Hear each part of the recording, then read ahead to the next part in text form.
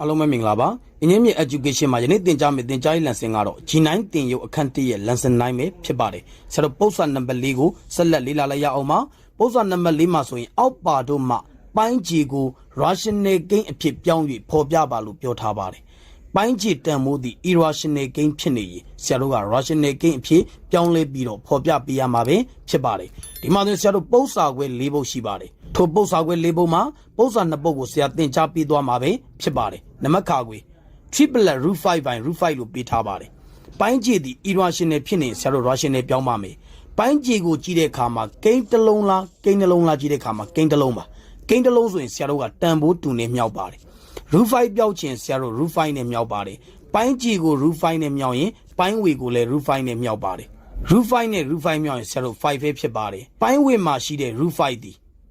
3ကိုလည်းမြောက်ရမယ် root 5ကိုလည်းမြောက်ရပါမယ်3နဲ့ root 5နဲ့မြောက်ရင်ဆရာတို့3 root 5ပဲဖြစ်ပါတယ်လက္ခဏာက plus ပါ root 5နဲ့ root 5မြောက်ရင်ဆရာတို့5ပဲဖြစ်ပါတယ်ဒီပုံစံတိုင်းထားခဲ့မယ်ဆိုလေရပါတယ်ဆက်လက်ဖြည့်ရှင်းပေးမယ်ဆိုရင်3 root 5ဤပိုင်းကြီးကိုပြောပါဆိုရင်5ပဲဖြစ်ပါတယ်လက္ခဏာက plus ပါ5ဤပိုင်းကြီးကိုပြောရင်5ပါ5နဲ့5နဲ့ကျွေသွားရင်ဆရာတို့နောက်တန်ဖိုးဒီ1ပဲဖြစ်ပါတယ်ရှေ့ကိန်းတန်ဖိုးဒီရှင်းပေးလို့မရသည့်အတွက်3 root 5ပိုင်း5ပဲဖြစ်ပါတယ်ကြိုက်နှစ်သက်တယ်လို့ဖြည့်ရှင်းမှာအရှင်းဆုံးပုံစံနဲ့ဖော်ပြမယ်ဆိုရင်3 root 5 by 5 plus 1ပဲဖြစ်ပါတယ်ကြိုက်နှစ်သက်တယ်လို့ဖြည့်ရှင်းလို့ရပါတယ်နံပါတ်ကကြီး1 by 5 minus root 2လို့ပေးထားပါတယ်ပိုင်းခြေတန်မိုးသည့် irrational ဖြစ်နေပါတယ်ဒါကိုဆရာတို့က rational ပြောင်းပါမယ် rational ပြောင်းဖို့ကြည့်တဲ့အခါမှာ gain တန်မိုးသည့်နှလုံးပါ gain နှလုံးဆိုရင်ဆရာတို့ကစန့်ကျင်ဘက်နဲ့မြောက်ပါတယ်စန့်ကျင်ဘက်နဲ့မြောက်တဲ့အခါမှာဆရာတို့သင်ကြားခဲ့ပြီးသားပါလက္ခဏာစန့်ကျင်ခြင်းပါပိုင်းခြေတန်မိုးသည့်အနှုတ်တကွင်းဆိုရင်ဆရာတို့ကအပေါင်းတကွင်းနဲ့မြောက်ပါမယ်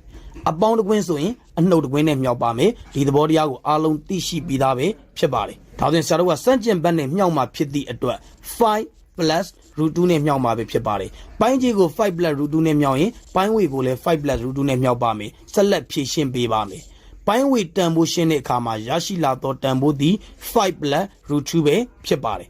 ပိုင်းခြေသည်အပေါင်းတကွင်းအနှုတ်တကွင်းမှာအပေါင်းတကွင်းအနှုတ်တကွင်းဆိုဆရာတို့နှစ်ထပ်ကိန်းနှလုံးခြားနာခြင်းမှာရှေ့ကိန်းနှစ်ထပ်ဖြစ်သည့်အတွက်5 square ပါခြားနာခြင်းလက္ခဏာသည် minus ပါနောက်ကိန်းနှစ်ထပ်ဖြစ်သည့်အတွက် root 2 square ပဲဖြစ်ပါတယ်ဆက်လက်ဖြည့်ရှင်းပေးပါမယ်ပိုင်းဝေတန်ဖိုးသည်5 plus root 2ပဲဖြစ်ပါတယ်ပိုင်းခြေတန်ဖိုးကိုဖြည့်ရှင်းပေးပါမယ်ငါးနှစ်ထပ်သည်ဆရာတို့25ပါလက္ခဏာက minus ပါ root 2နှစ်ထပ်သည်ဆရာတို့က2ပဲဖြစ်ပါတယ်ဆက်လက်ဖြည့်ရှင်းပေးပါမယ်